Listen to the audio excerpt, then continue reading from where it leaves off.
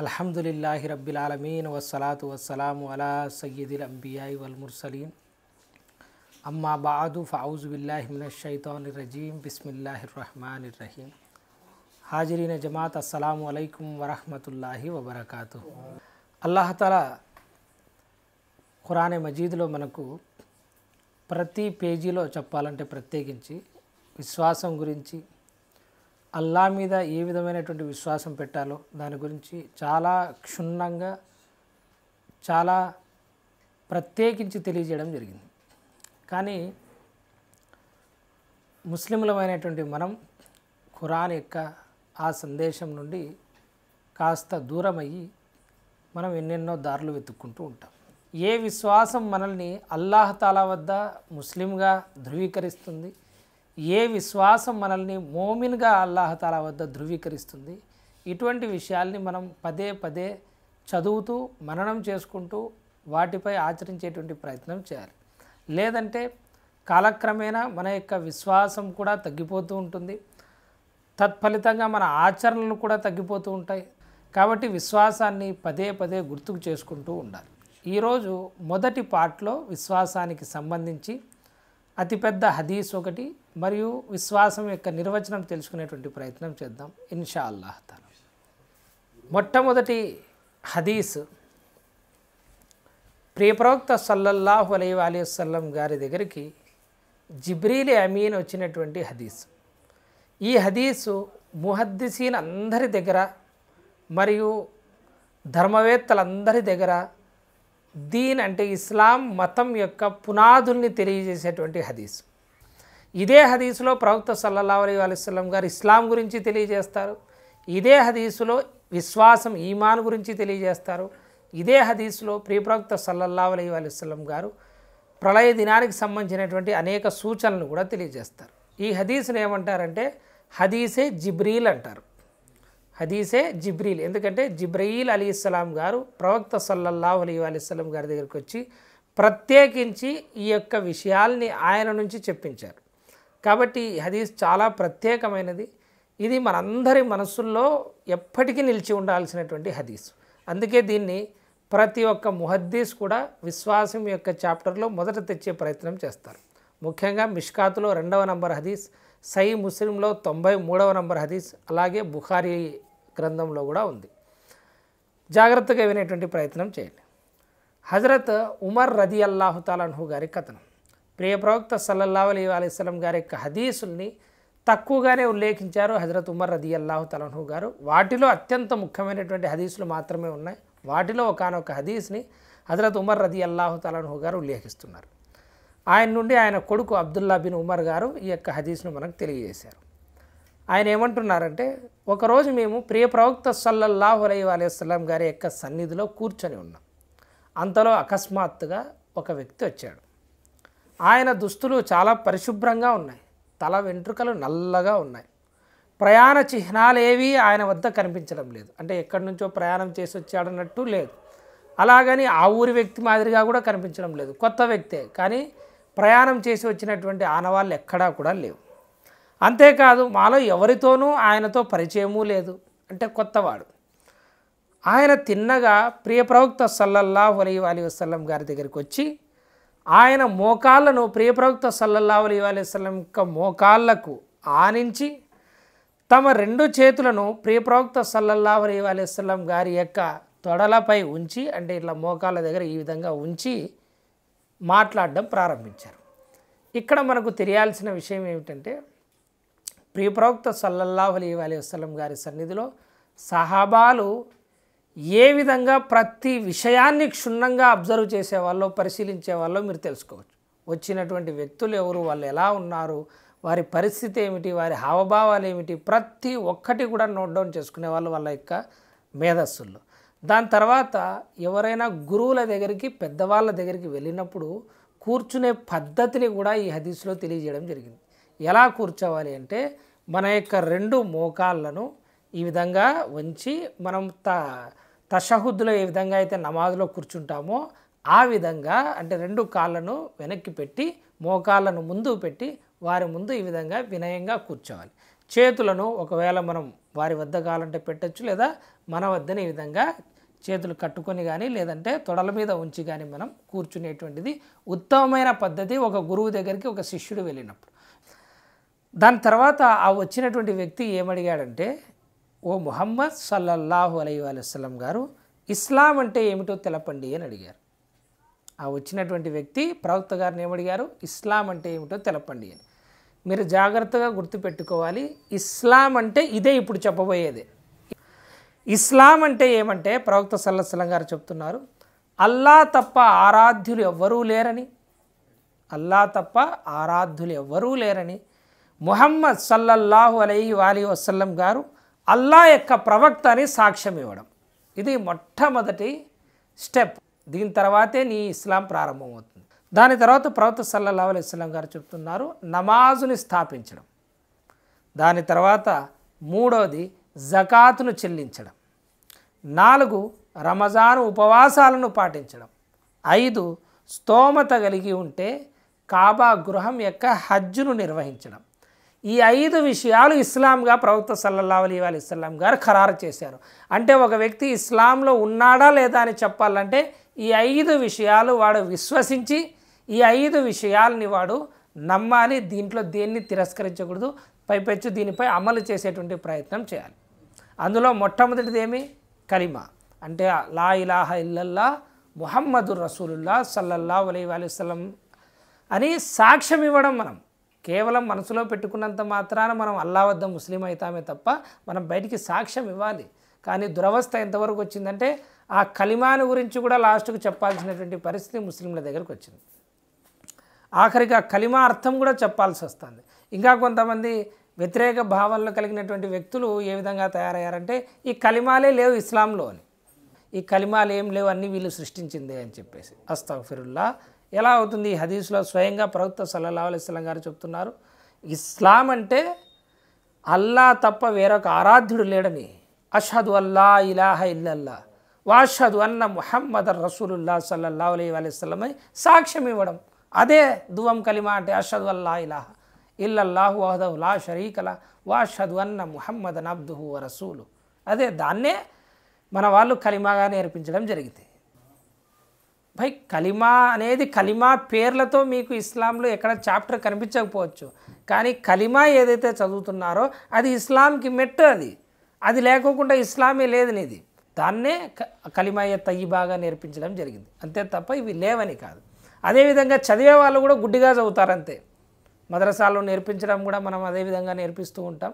దాని అర్థంతో పాటు తెలుసుకునే ప్రయత్నం చేయండి, ఎందుకంటే ఇస్లాం ఉన్నదే దాంట్లో. ఇది మొట్టమొదటిది. నమాజ్ కంటే ముందు నువ్వు కలిమా చదవాలి, కలిమా గురించి సాక్ష్యం ఇవ్వాలి, నీ విశ్వాసం గురించి సాక్ష్యం ఇవ్వాలి, నీ నోటితో సాక్ష్యం ఇవ్వాలి, నీ మనసులో పదిలపరుచుకోవాలి.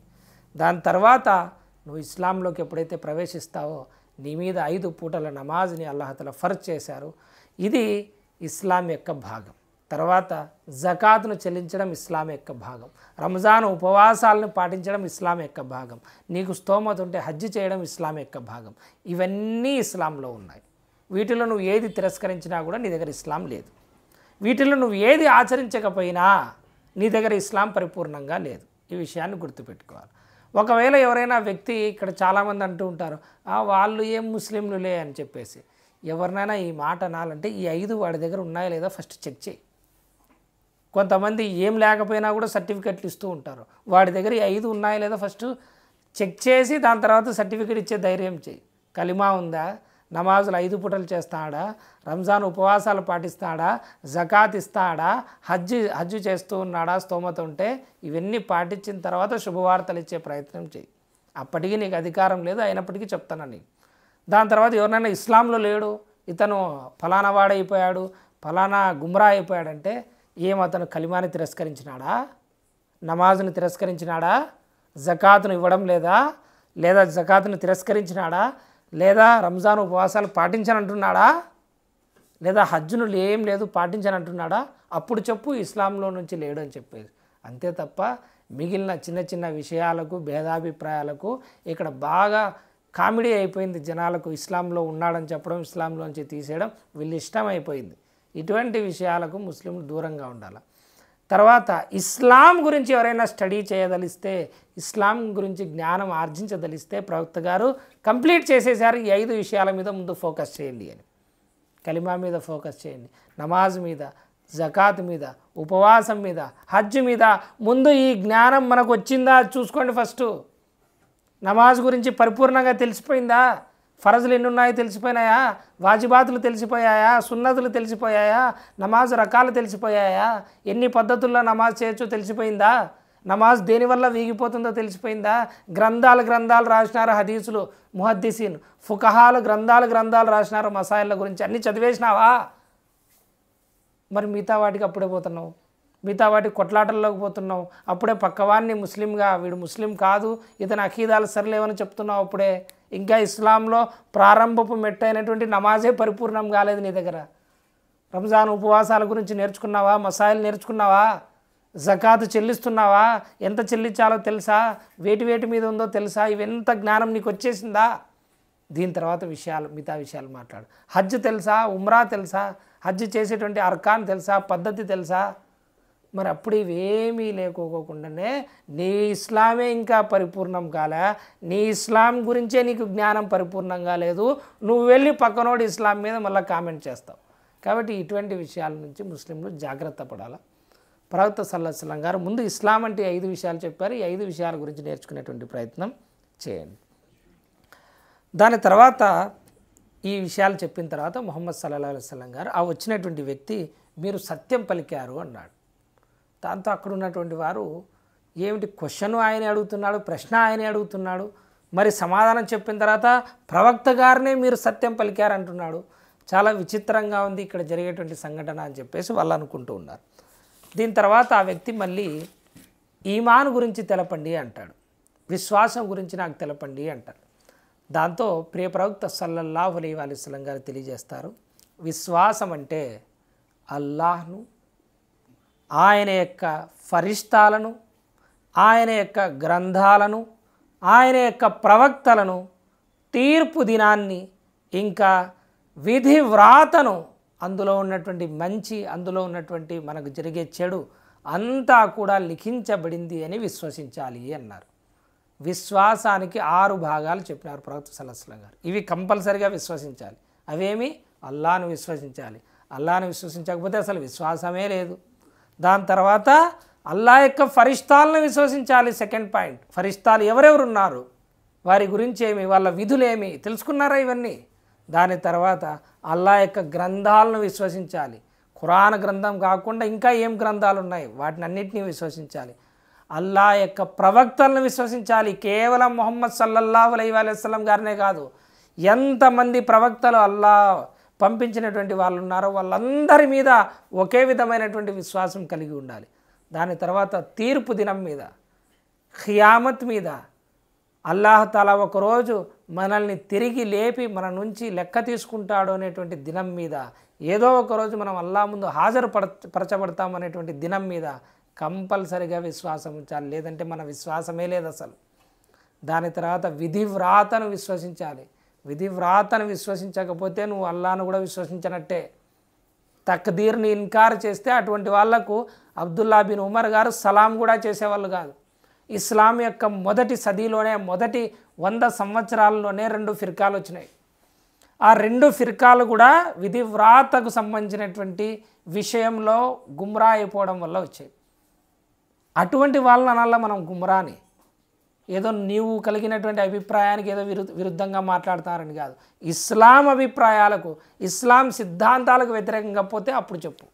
ఆ 2 ఫిర్కాలు ఏమిటంటే, ఒకటి జబరియా ఫిర్కా, ఒకటి ఖదరియా ఫిర్కా. జబరియా ఫిర్కా అనేటువంటిది ఏమొచ్చింది అంటే, ఇంకా సహాబాల కాలంలోనే, చిట్ట చివరి సహాబాలు ఇంకా ఉన్నారు. వాళ్ళు విధి వ్రాతలో ఏ విధంగా గులువు చేశారంటే, మనం ఏమీ సొంతంగా చేయడం లేదు, అల్లానే అన్నీ చేయిస్తున్నాడు. అంటే పాపం చేసినా అల్లానే చేయిస్తున్నాడు, నౌజుబిల్లా, పుణ్యం చేసినా కూడా అల్లానే చేయిస్తున్నాడు. కాబట్టి మనం నిమిత్త మాత్రులం, మనం ఏమీ చేయడంలే, ఆడించేవాడు అంతా ఆయనే, మనం ఏదో ఊరికి తోలుబొమ్మల మాదిరి చేసుకుంటూ పోతున్నాము అని చెప్పేసి ఒక అఖీదా తెచ్చినారు.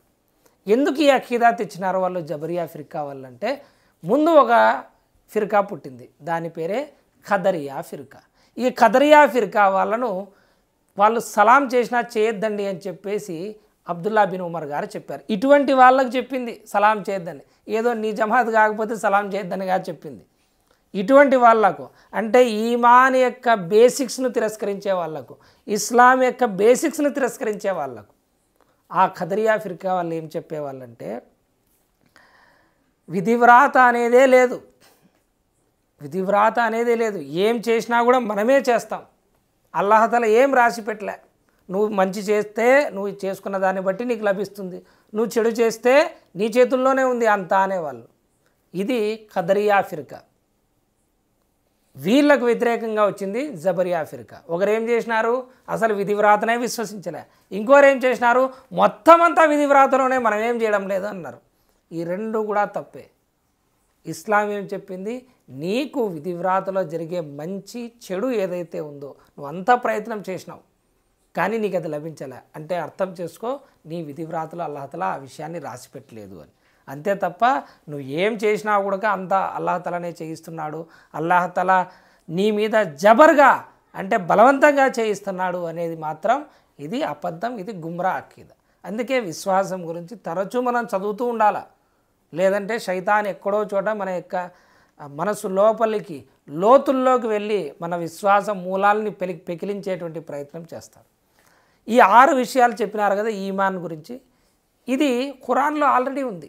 దాన్నే ప్రవక్త సల్లల్లాహు అలైహి వసల్లం గారు చెప్పారు. ఆ ఆయతనే నేను మీకు ముందు చదవడం జరిగింది. సూరతుల్ బకరాలో 285వ నంబర్ ఆయతులో అల్లాహ్ తఆలా తెలియజేశాడు, ఆమన రసూలు బిమా ఉన్జిల ఇలైహి మిర్ రబ్బిహి వల్ ముమినీన్ కుల్లున్ ఆమన బిల్లాహి వ మలాయికతిహి వ కుతుబిహి వ రుసులిహి లా నుఫర్రిఖు బైన అహదిం మిర్ రుసులి. దీని అర్థం ఏమిటంటే, ఆమన రసూలు ప్రవక్త విశ్వసించాడు ఆయన మీద ఏదైతే అవతరించిందో, ఆమన రసూలు బిమా ఉన్జిల ఏదైతే ఆయన మీద అవతరించిందో దాన్ని ప్రవక్త సల్లల్లాహు అలైహి వసల్లం గారు విశ్వసించారు. ఇంకా వల్ ముమినీన్ ఇంకా విశ్వాసులు కూడా దాన్ని విశ్వసించారు. సత్యమని ప్రవక్త గారి మీద వచ్చింది సత్యమని విశ్వసించారు. వారంతా కుల్లున ఆమన బిల్లాహి వారంతా అల్లా మీద విశ్వాసం తెచ్చారు. ఇంకా వ మలాయికతిహి ఆయన దూతల మీద ఫరిష్తాల మీద విశ్వాసం తీసుకొచ్చారు. వ కుతుబిహి ఆయన గ్రంథాల మీద విశ్వాసం తీసుకొచ్చారు. వ రుసులిహి ఆయన ప్రవక్తల మీద విశ్వాసం తీసుకొచ్చారు. లా నుఫర్రిఖు బైన అహదిం మిర్ రుసులి మరియు ప్రవక్తల మధ్య వాళ్ళు ఎటువంటి భేదభావాన్ని కూడా చూపించలేదు, చూపించకూడదు కూడా. ఇది ఖురాన్లోని ఆయత్. మరొక ఆయతులో అల్లాహ్ తఆలా తెలియజేస్తున్నాడు, ఓ విశ్వాసులారా, అల్లాను ఆయన ప్రవక్తను తన ప్రవక్తపై అవతరింపజేసిన గ్రంథాన్ని అంతకు మునుపు అవతరింపజేసినటువంటి గ్రంథాలన్నింటినీ విశ్వసించండి. అల్లాను ప్రవక్తలను గ్రంథాలు. ఎవడు అల్లాను ఆయన దూతలను ఆయన గ్రంథాలను ఆయన ప్రవక్తలను అంతిమ దినాన్ని తిరస్కరించాడో అతని గురించి అల్లాహ్ తఆలా తెలియజేస్తున్నాడు, ఫఖద్ దొల్ల దొలాలం బయీద అతను గుమ్రాలో అతను దారి తప్పిన వాళ్ళలో చాలా దూరం వెళ్ళిపోయాడు. అతను అల్లా మార్గం నుంచి చాలా దూరం వెళ్ళిపోయాడు, సవ్యమైన మార్గం నుంచి చాలా దూరం వెళ్ళిపోయాడు. ఇటువంటి వాని గురించి మీరు గుమ్రా చెప్పాలా. ఎవరి గురించి చెప్పండి? అల్లా మీద విశ్వాసం లేదా అప్పుడు చెప్పు, అల్లా గ్రంథాల మీద లేదా చెప్పు, అల్లా ప్రవక్తల మీద లేదా, ఫరిష్తాల మీద లేదా, యోమే ఆఖిరత్ మీద లేదా, అటువంటి వాడు గుమ్రా అని చెప్పేసి అల్లాహ్ తఆలా చెప్పడం చెప్పింది తప్ప నేను చెప్పిందో నువ్వు చెప్పిందో ఒప్పుకోలేదని కాదు. ఈ విషయాన్ని మీరు గుర్తుపెట్టుకోవాలి. ఇక దీని గురించి స్టడీ చేయాలా అంటే ఏం స్టడీ చేయాలి మనం? అల్లా మీద విశ్వాసం అంటే ఎట్లా తీసుకొని రావాలి, దాన్నే మన పెద్దలు 2 రకాలుగా చెప్పినారు. అదొకటి ఈమానే ముజ్మల్ అంటాం, ఇంకోటి ఈమానే ముఫస్సల్ అంటాం. ఈమానే ముజ్మల్ అంటే ఇజ్మాల్ అంటే సంక్షిప్తంగా విశ్వాసం అంటే ఏమిటంటే, అలా ఆమంతు బిల్లాహి కమా హువ బి అస్మాయిహి వ సిఫాతిహి వ కబిల్తు జమీయా అహకామిహి. విశ్వాసం అంటే ఏమిటంటే, అల్లా మీద విశ్వసించడం అంటే ఏమిటంటే, అల్లాను ఆయన యొక్క నామాలతో ఆయన యొక్క పేర్లతో మరియు వాటి యొక్క గుణాలతో పాటు విశ్వసించడం. అంటే అల్లాహ్ తఆలా రహమాన్ దాన్ని విశ్వసించాలి, ఆయన కారుణ్యాన్ని విశ్వసించాలి. అల్లాహ్ తఆలా జబ్బార్ ఆయన దుష్టుల్ని నాశనం చేసేవాడు, దాన్ని కూడా విశ్వసించాలి. అల్లాహతల గఫూర్, ఆయన క్షమించేవాడు, ఆ గుణాన్ని కూడా మనం విశ్వసించాలి. ప్రతి ఒక్క గుణాన్ని ఆయన పేర్లతో పాటు విశ్వసించాలి. మరియు వకబిల్తు జమీయా అహకామిహి, మరియు ఆయన ఇచ్చినటువంటి ఆదేశాలన్నింటినీ కూడా నేను మనసా వాచ ఒప్పుకుంటున్నాను అని చెప్పాలి. అప్పుడు నీ యొక్క ఈమాన్ అనేది నీలోకి ప్రవేశిస్తుంది. దాని తర్వాత ఈమానే ముఫస్సలని ఇదే ఆయతుని ఇదే హదీసులో నుంచే మన యొక్క పెద్దలు పెట్టడం అనేది జరిగింది. అదేమిటంటే ఆమంతు బిల్లాహి వ మలాయికతిహి వ కుతుబిహి వ రుసులిహి వల్ యోమిల్ ఆఖిరి వల్ ఖదిరి ఖైరిహి వ షర్రిహి మినల్లాహి తాలా.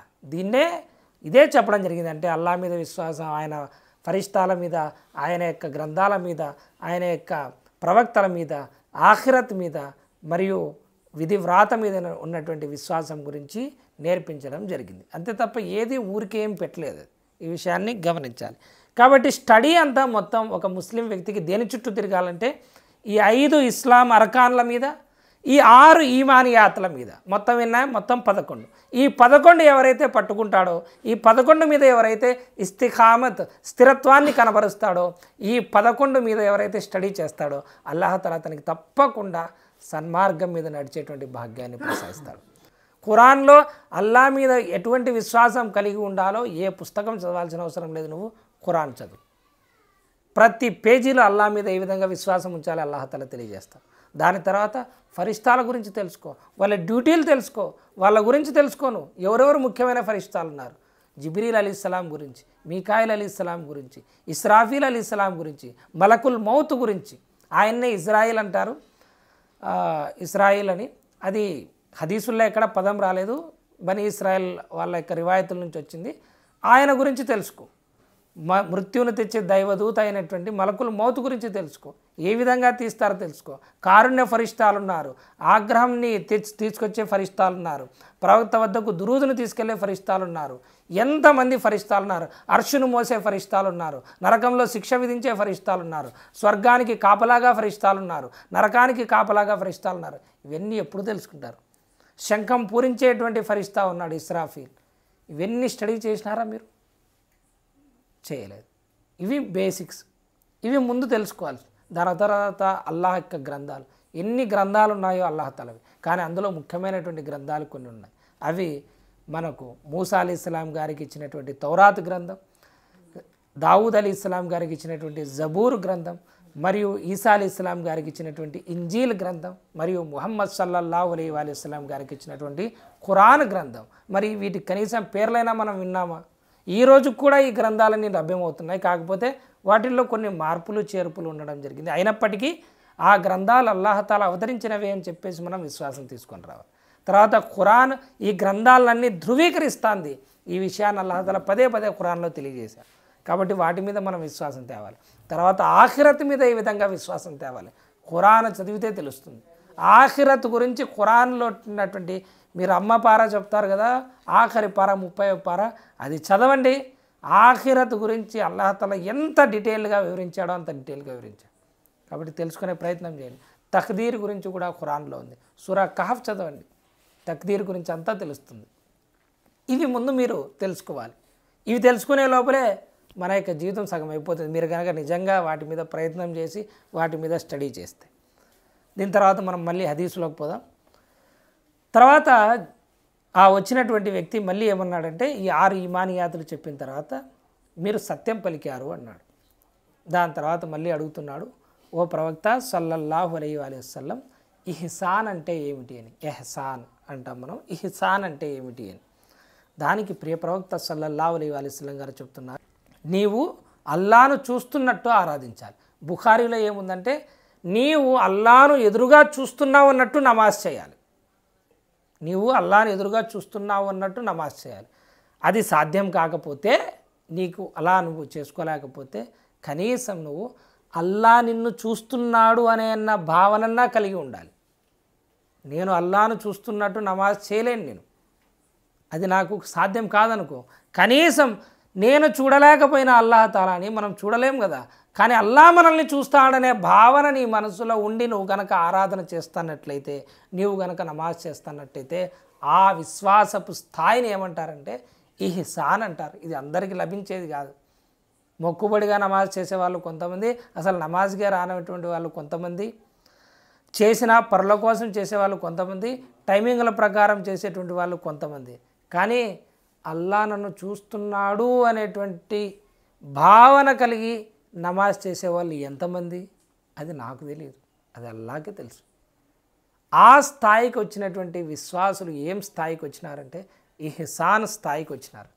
చూడండి, ఇస్లాం, ఈమాన్, దాని తర్వాత దాని స్థాయిని ప్రవక్త సల్లల్లాహు అలైహి వసల్లం గారు తెలియజేస్తున్నారు. ఇహ్సాన్ దర్జాకు రావాలి మనం. అల్లా మన ముందు ఉన్నట్టు మనం నమాజ్ చేయాలి. అప్పుడు ఎంత భయభక్తులతో నమాజ్ చేస్తాం. అల్లా మనల్ని కనీసం చూస్తున్నాడనే భావన కలిగి నమాజ్ చేసినా కూడా ఎలా నమాజ్ చేస్తాం. ఉదాహరణకు నేను చాలాసార్లు గమనించాను, ఒక మద్రసాలో పిల్లల్ని చదివిస్తారనుకోండి, ఆ మద్రసా యొక్క షైఖ్ ఉస్తాద్ ఎవరైనా ఉన్నారనుకోండి, ఆయన వెనకలు నిలబడి కనుక నమాజ్ ఎట్లా చదువుతారో చూడ్డానికి వచ్చి నిలబడితే ఎంత భయంగా చేస్తామంటే నమాజు. లేదా మన పక్కన ఎవరన్నా పెద్దవాళ్ళు ఎవరన్నా వచ్చి మనం నమాజ్ చేసి తదేకంగా ఇట్లా చూస్తారనుకో, కరెక్ట్గా సజ్దాలు చేసే ప్రయత్నం చేస్తాం, కరెక్ట్గా అన్నీ చదివే ప్రయత్నం చేస్తాం. కానీ మరి వాళ్ళు లేనప్పుడు మామూలుగా మనం నమాజ్ చేస్తుంటామే, కోడి గింజలు నేర్కున్నట్టు నమాజ్ చేస్తుంటామే, టక్ టక్ టక్ అని ఇలా వచ్చి సజ్దా చేసి ఇలా పోయి చాలా ఫాస్ట్గా. మరి నిజంగా అల్లాహ్ తఆలా చూస్తున్నాడు అనేటువంటి భావన కలిగే చేస్తున్నామా? 4 నిమిషాల్లో చేస్తారో, 3 నిమిషాల్లో చేస్తారో, 10 నిమిషాల్లో చేస్తారో, 50 నిమిషాల్లో చేస్తారో, నేను నిమిషాల గురించి మాట్లాడడంలే. ఎందుకంటే 50 నిమిషాలు నమాజ్ చేసినా నువ్వు దాంట్లో 45 నిమిషాలు పరధ్యానంలో ఉన్నావు, వేరే చోట ఎక్కడో నీ ఖయాల్ ఉందంటే కూడా ఆ నమాజ్ కూడా నీకేం లాభపడేది కాదు. నువ్వు 5 నిమిషాలు చేసినా 10 నిమిషాలు చేసినా అల్లా భయంతో నమాజులో ఉన్నటువంటి అర్కాన్ మొత్తం శ్రద్ధగా చేస్తున్నావా? ప్రతి ఒక్క విషయాన్ని శ్రద్ధతో నువ్వు అల్లా చూస్తున్నాడు, నేను నిర్లక్ష్యంగా చేయకూడదనే భావన నీ మనసులో ఉందా? నువ్వు ఇహ్సాన్ దర్జాకు చేరావు. లేదా నువ్వు ఇంకా ముస్లింగానే ఉన్నావు, నువ్వు ఇంకా బాగా డెవలప్ కావాలి, ఇంకా బాగా కృషి చేయాలి. నువ్వు ఈ విషయాన్ని గుర్తుపెట్టుకోవాలి. దీని తర్వాత ఆ వ్యక్తి అడుగుతున్నాడు, ప్రళయం గురించి తెలియజేయండి అని, ఖయామత్ గురించి తెలియజేయండి, ఎప్పుడు వస్తుంది, దాని సంగతి ఏమిటి అని. దానికి ప్రియ ప్రవక్త సల్లల్లాహు అలైహి వసల్లం గారు అన్నారు, ఎంత గొప్పనైనటువంటి మాట చెప్పినారంటే ప్రవక్త సల్లల్లాహు అలైహి వసల్లం గారు, అడగబడిన వ్యక్తికి అడిగిన వ్యక్తి కంటే ఎక్కువగా తెలియదు అన్నారు. అంటే మీరు అడుగుతున్నారు, నన్ను అడుగుతున్నారు, కానీ మీకెంత తెలుసో నాకు అంతే తెలుసు అని చెప్పేసి ప్రవక్త సల్లల్లాహు అలైహి వసల్లం గారు అన్నారు. దానికి జిబ్రీల్ అమీన్ గారు, సరే ప్రళయ దినానికి సంబంధించినటువంటి సూచనలు చెప్పండి అన్నారు. మరి తెలియకపోతే ఎట్లా చెప్తారో చెప్పండి. ఖియామత్ గురించి అసలు ఏమీ తెలియదు అనుకోండి, ఎట్లా చెప్తారు? ఖియామత్ ఏ రోజు వస్తుంది అనేది ఇది కేవలం అల్లాహ్కి మాత్రమే తెలుసు. ఏ రోజు అంటే మళ్ళీ రోజు కూడా చెప్పినారు ప్రవక్త సల్లల్లాహు అలైహి వసల్లం గారు. ఏం రోజు అది? శుక్రవారం అని చెప్పినారు. అల్లాహ్ తఆలా ఆదమ్ను అలైహిస్సలాంను శుక్రవారం రోజు సృష్టించినారు. భూమి మీద కూడా ఆయనకు అదే రోజే దింపినారు, ఆయనకు అదే రోజే మరణం ఇచ్చినారు. తర్వాత అదే రోజే ఖయామత్ అనేది వస్తుంది, ప్రళయ దినం వస్తుంది ఏం చెప్పినారు ప్రవక్త సల్లల్లాహు అలైహి వసల్లం గారు. కాబట్టి రోజు చెప్పినారు, కానీ ఎగ్జాక్ట్గా ఏ రోజు ఎన్ని సంవత్సరాల తర్వాత ఎప్పుడు వస్తుంది, ఏ క్షణంలో వస్తుంది అనేది ఇది కేవలం ఈ జ్ఞానం అల్లాహ్ తఆలాకు మాత్రమే సొంతం. బుఖారీ హదీసులో అబూ హురైరా ఉల్లేఖనంలో ఆ ఆయతను కూడా కోట్ చేయడం జరుగుతుంది. సూరా లుక్మాన్లోని ఆఖరి ఆయతను కూడా ఇక్కడ తీసుకురావడం జరుగుతుంది. కాబట్టి సూచనలు ప్రవక్తలకు అల్లాహ్ తఆలా తెలియజేసినాడు, వాళ్ళకు తెలుసు. ప్రవక్త సల్లల్లాహు అలైహి వసల్లం గారు అన్నారు, ఆ ఖయామత్ యొక్క సూచనలు ఏమిటంటే బానిసరాలు యజమానిని కంటుంది. బానిసరాలు యజమానిని కంటుంది. దీని అర్థం ఏమిటి? ఇంకొక సూచన చెప్పినారు, నగ్న పాదాలు అంటే చెప్పులు లేకుండా తిరిగేటువంటి వాళ్ళు, నగ్న దేహాలు అంటే బట్టలు కూడా సరిగ్గా కప్పుకోవడానికి లేనటువంటి పేదలైనటువంటి ఈ మేకల కాపర్లు, అంటే అరబ్బులో ఉన్నటువంటి ఈ మేకల కాపర్లు ఎత్తైన భవనాలు నిర్మించడంలో గర్వాహంకారాలు ప్రదర్శిస్తారు. అంటే పోటీ పడతారు, నువ్వు 100 అంతస్తులు కట్టినావా, నేను 130 కడతాను, నేను 140 కడతాను అని. అలా కట్టి ఆఖరికి అత్యంత ఎత్తైనటువంటి భవనం బుర్జ్ ఖలీఫా కూడా ఈ రోజున సౌదీలో రావడం జరిగింది. ఎంత ఎత్తైన భవనాలు ఉన్నాయో అక్కడ చూసుకోవచ్చు. ఈ 2 సూచనలు ఏమిటో ఒకసారి జాగ్రత్తగా గమనించండి. ఫస్ట్ది ఏమన్నారు? బానిసరాలు యజమానిని కంటుంది. అంటే దీని అర్థం ఫుకహాలు మరియు దాని తర్వాత వచ్చినటువంటి వాళ్ళు ఏం చెప్పినారంటే, అంటే బానిసత్వం అనేది రద్దయిపోతుంది అని. ఒకానొక రోజు వచ్చేటప్పటికి బానిసత్వం రద్దయిపోతుంది. ఇప్పుడు ఆ బానిసకు పుట్టేటువంటి కొడుకు వాడిప్పుడు బానిస కాదు. ఇంతకుముందు ఏమి బానిస కొడుకు బానిసే, కానీ ఇప్పుడు బానిస కొడుకు ఏమవుతాడంటే యజమాని అవుతున్నాడు. ఎందుకంటే బానిసత్వం అనేది రద్దయిపోతుంది అని. అది ఎప్పుడు జరిగింది అంటే 1920 ఆ మధ్యకాలంలో మనకి ఇంగ్లాండ్లో వాళ్ళు ఒక చట్టం తీసుకొని రావడం జరిగింది. బానిసత్వాన్ని పూర్తిగా నిర్మూలించడం జరిగింది. ఇక దాని తర్వాత ప్రపంచంలో ఎక్కడా కూడా ఈ రోజున బానిసత్వ చట్టాలు లేవు, బానిసత్వ నియమాలు లేవు. ఏ దేశంలోనూ కూడా చట్టరీత్యా బానిసత్వం అనేది అన్నిటి దగ్గర కూడా నేరమే. కాబట్టి ఈ రోజున బానిసత్వం అనేది చట్టపరంగా రద్దయిపోయింది. ఇది మనకు జరిగిపోయింది. ఖయామత్ ప్రళయ దినానికి సంబంధించినటువంటి సూచనలో ఒక సూచన జరిగిపోయింది. రెండవ సూచన ఏం చెప్పినారు? అరబ్బుల్లో ఉన్నటువంటి ఈ మేకల కాపరులు తొడుక్కోవడానికి చెప్పులు కూడా లేవు, మరియు వేసుకోవడానికి సరిగ్గా బట్టలు కూడా లేనటువంటి వీళ్ళు ఒకానొక రోజున ఖయామత్కు ముందు ఎత్తైన భవనాలు నిర్మించడంలో పోటీ పడతారు అని చెప్పినారు. ఈ రోజున పోండి, మీరు సౌదీ అరేబియాకి పోండి, అక్కడ ఏ ఎత్తులో భవనాలు ఉన్నాయి, ఏ విధమైన కన్స్ట్రక్షన్లు జరుగుతున్నాయి, వాళ్ళ ఆలోచనలు ఏ పరిధి దాటిపోతున్నాయి భవనాల నిర్మాణంలో మీరు స్వయంగా తెలుసుకుంటారు. మీకు అందరికీ కూడా ఈ రోజున కనిపించేటువంటి బుర్జ్ ఖలీఫా కూడా సౌదీ అరేబియాలో ఉన్నటువంటి ప్రాంతంలోనే ఉంది, అదే ఖండంలోనే ఉంది, అదే అరబ్బు ఎడారిలోనే ఉంది. కాబట్టి ఈ విషయం కూడా మనకు దీంతో నిరూపితమైపోయింది. తర్వాత ఈ హదీసు అంతా అయిపోయిన తర్వాత ఇవన్నీ అడిగిన తర్వాత ఆయన వెళ్ళిపోతారనమాట. వెళ్ళిపోతే హజరత్ ఉమర్ రదియల్లాహు తఆలా అన్హు గారు ఈ హదీస్ చెప్తున్నారు కదా, అంతా చూస్తూ ఉన్నారు. అంతా చూసిన తర్వాత ఆయన వెళ్ళిపోతారు. కొద్దిసేపు ఉండి ప్రవక్త సల్లల్లాహు అలైహి వసల్లం గారు ఆ వ్యక్తిని పిలుచుకురండి అని పంపిస్తారు. బయటికి పోయి చూస్తే ఆయన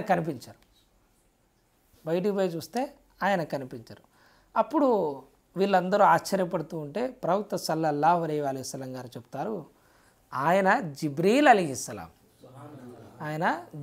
అలీహిస్సలాం గారు ప్రజలకు వారి ధర్మం గురించి, అంటే ఇస్లాం ధర్మం గురించి చెప్పడానికి వచ్చారు అన్నారు. సుబ్హానల్లాహ్.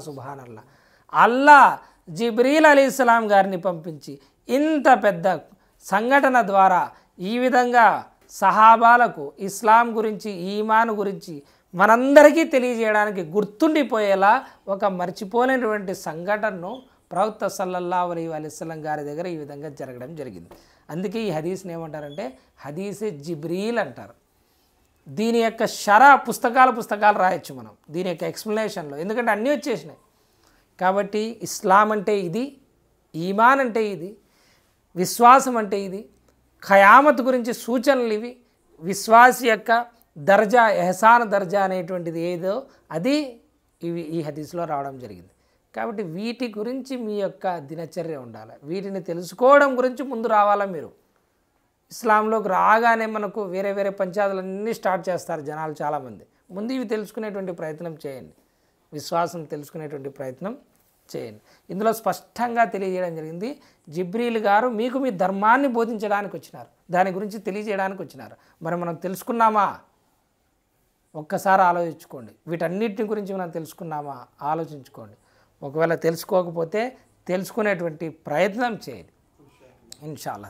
ఈ హదీస్ మనకు మిష్కాత్లో ఉంది, 2వ నంబర్ హదీస్, మరియు 3వ నంబర్ హదీస్, బుఖారీలో 50వ నంబర్ హదీస్, మరియు ముస్లింలో 93 ఉంది, 97 ఉంది. చాలా వాటిల్లో ఈ హదీస్ మనకు రావడం అనేది జరుగుతుంది. ఇక దీని తర్వాత విశ్వాసంలో మరొక మెట్టు ఏమిటంటే, ఈ విశ్వాసం మనకు పరిపూర్ణం కావడానికి ఒక కండిషన్ ఉంది. ఆ కండిషన్ ఏమిటి అంటే బుఖారీ ముస్లింలోని హదీసు, మిష్కాతులో 7వ నంబర్ హదీసు, హజరత్ అనస్ బిన్ మాలిక్ రదియల్లాహు తఆలా అన్హు గారు తెలియజేస్తున్నారు, ప్రియ ప్రవక్త సల్లల్లాహు అలైహి వసల్లం గారు ఈ విధంగా పలికారు, మీలో ఎవ్వరూ కూడా తన తండ్రి కంటే, తన సంతానం కంటే నన్ను అధికంగా ప్రేమించినంత వరకు మీరు విశ్వాసులు కాలేరు. సుబ్హానల్లాహ్. మీ విశ్వాసం పరిపూర్ణం అవ్వాలి అంటే మీరు తెచ్చినటువంటి ఇస్లాం, మీరు తీసుకొచ్చినటువంటి ఈమానియాత 6 అన్నింటినీ మీరు పరిపూర్ణంగా రక్షించుకోవాలి అంటే మరొక విశ్వాసం ఏముండాలి అంటే మీ మనస్సులో ప్రియ ప్రవక్త సల్లల్లాహు అలైహి వసల్లం గారి మీద ప్రేమ మీ తండ్రి కంటే, మీ తల్లి కంటే, మీ సంతానం కంటే ఎక్కువగా ఉండాలా. ప్రవక్త గారిని ఎక్కువగా ప్రేమించాలా, మన సంతానం అందరికంటే కూడా. అప్పుడే నీవు నిజమైనటువంటి విశ్వాసి అవుతావు, నీ విశ్వాసం పరిపూర్ణమవుతుంది. మరొక హదీసులో బుఖారిలో 14వ నంబర్ హదీస్ హజరత్ అబూ హురైరా గారి కథనం ప్రవక్త సల్లల్లాహు అలైహి వసల్లం గారు తెలియజేస్తున్నారు, నా జీవన్ మరణాలు ఏ దేవుని చేతిలో అయితే ఉన్నాయో ఆ దేవుని సాక్షిగా, అంటే అల్లాహ్ సాక్షిగా చెప్తున్నాను, మీలో ఎవరైనా సరే తన తండ్రి కంటే తన సంతానం కంటే ఎక్కువగా నన్ను ప్రేమించినంత వరకు అతను విశ్వాసి కాలేడు అని ప్రవక్త సల్లల్లాహు అలైహి వసల్లం గారు చెప్పడం జరిగింది. ప్రవక్త గారి ప్రేమ అంత ఇంపార్టెంట్. కానీ రాను రాను ప్రజల్లో లోపలేముందో మనం చూడలేము. కాకపోతే బయటికి కనిపించేటువంటి విషయం ఏమిటంటే ఆ ప్రేమ చేతల్లో కనపడకోకుండా మాటల్లో కనిపిస్తోంది. ప్రేమ ప్రవక్త సల్లల్లాహు అలైహి వసల్లం గారి మీద ఉన్నటువంటి ప్రేమ మాటల్లో కనిపిస్తోంది. గుండెలో ఎంత ఉందో నాకు తెలియదు, మీకు తెలియదు, అల్లాహ్కి తెలుసు. కానీ చేతల్లో కనిపించడం లేదు. ప్రవక్త గారి ప్రేమ మనల్ని గడ్డం విడిచేలా చేయడం లేదు. ప్రవక్త గారి ప్రేమ మాటల్లో ఉన్నది. మన చేత 5 పూటల నమాజు మన మనసులో ఉన్నటువంటి ప్రేమ చేసేటువంటి ప్రయత్నం చేయడం లేదు. మరి నోటి మాటే తప్ప అది మన చేతల్లో ఆ యొక్క ప్రేమను చూపించగలుగుతున్నామా? మరి ప్రవక్త గారు అంటున్నారు, మీ సంతానం, మీ తల్లిదండ్రులు మొత్తం అందరికంటే కూడా నన్ను ప్రేమించినంత వరకు మీరు విశ్వాసులు కాలేరంటారు. మరి ఈడేమో సర్టిఫికేట్లు తీసుకొని కూర్చుంటానమ్మ. ఏ మనిషి అయినా సరే తన తండ్రి కంటే తన సంతానం కంటే ఇతర మానవులందరికంటే అధికంగా నన్ను ప్రేమించినంత వరకు అతను సంపూర్ణ విశ్వాసి కాలేడు. అల్లాహు అక్బర్ కబీర్. ప్రవక్త యొక్క ప్రేమ సల్లల్లాహు అలైహి వసల్లం గారు ఇది లేకుండా నీ 5 అర్కానే ఇస్లాం, నీ 6 ఈమానియాతులు కూడా పరిపూర్ణం కావు, నువ్వు పరిపూర్ణ విశ్వాసి కాలేవు. దీన్ని మనం ఏ విధంగా చెప్పొచ్చంటే, మన ఇస్లాం, మన ఈమాన్ ఇదంతా కూడా ఒక దేంట్లో అయినా పెట్టినామనుకోండి, ఆ వస్తువును రక్షించేటువంటి పొర ఏదైతే ఉందో, దాన్ని చెడగొట్టకుండా ఉండడానికి పొర ఏదైతే ఉందో, ఆ పొర, ఆ రక్షణ కవచం అది ప్రవక్త గారి ప్రేమ. ఎవరి దగ్గర అయితే ప్రవక్త గారి ప్రేమ తక్కువ ఉందో నీ యొక్క ఈమాన్లోకి ఆటోమేటిక్గా, నీ యొక్క ఇస్లాంలోకి ఆటోమేటిక్గా ఏవో ఒకటి చొరబడి దాన్ని నాశనం చేసేటువంటి ప్రయత్నం చేస్తాయి. కాబట్టి ఇందులో లోపల ఉన్నది ఇస్లాం, ఈమాన్ మనది అనుకుంటే, ఈ పైన ఉన్న ప్రొటెక్షన్ లేయర్ ఇది ప్రవక్త సల్లల్లాహు అలైహి వసల్లం గారి యొక్క ప్రేమ. ఈ ప్రేమలో లోపం ఉందనుకోండి నీ దగ్గర, ఆటోమేటిక్గా లోపం ఉంటుంది. నీ ఆచరణలో లోపం కనిపిస్తుంది, నీ యొక్క మాటల్లో లోపం కనిపిస్తుంది, నీ విశ్వాసంలో లోపం కనిపిస్తుంది, నీ ఇస్లాంలో లోపం కనిపిస్తుంది. కాబట్టి సోదరులారా, ఈ విషయాలు బాగా గుర్తుపెట్టుకోండి. 11 + 1 12 గుర్తుపెట్టుకోండి అంటా నేను. 11 ఏమంటే 5 అర్కానే ఇస్లాం, కలిమా, నమాజ్, రోజా, జకాత్, హజ్. 6 ఈమానియాతులు, అల్లా మీద విశ్వాసం, ప్రవక్తల మీద విశ్వాసం, ఫరిష్తాల మీద విశ్వాసం, గ్రంథాల మీద విశ్వాసం, ప్రళయ దినం మీద విశ్వాసం, మరియు తక్దీర్, విధివ్రాత మీద విశ్వాసం. ఈ 5, 6 11. ఒకటి ఎక్స్ట్రా, అది ఏమిటంటే ప్రవక్త సల్లల్లాహు అలైహి వసల్లం గారి మీద ప్రేమ. ఈ 11, ఈ 12 ఈ మీ దగ్గర ఉన్నాయంటే మీ యొక్క విశ్వాసం పరిపూర్ణం, మీ యొక్క విశ్వాసం సేఫ్, మీరు విశ్వాసిగా అల్లాహ్ ముందు పిలువబడతారు. కాబట్టి ఈ విషయాలన్నీ గుర్తుపెట్టుకునే ప్రయత్నం చేయండి. అల్లాహ్ తఆలా మనందరికీ పరిపూర్ణ విశ్వాసాన్ని అనుగ్రహించుగాక. అల్లాహ్ తఆలా మనందరికీ అర్కానే ఇస్లాం మీద అమలు చేసేటువంటి భాగ్యాన్ని ప్రసాదించుగాక.